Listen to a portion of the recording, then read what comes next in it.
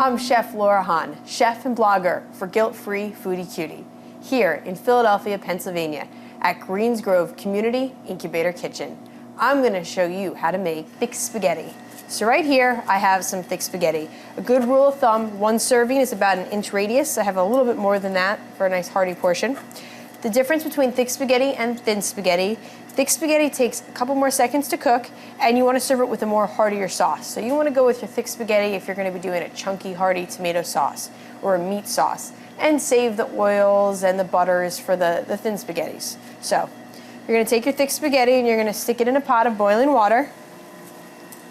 I like to put it in long. If you like to cut it in half, you can do that too. When you're in the kitchen, any Italian chef uses the nice long spaghetti, so when you plate it, it looks pretty.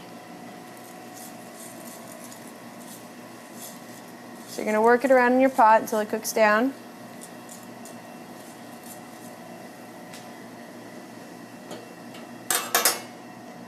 You've all seen spaghetti boil before. You're just going to boil your spaghetti, throw it into a colander and strain it out, and then you're going to plate it up.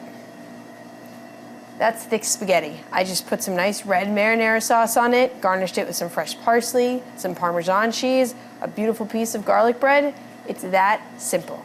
Again, I'm Chef Laura here in Philadelphia, Pennsylvania at Greens Grove Community Incubator Kitchen, and that's thick spaghetti.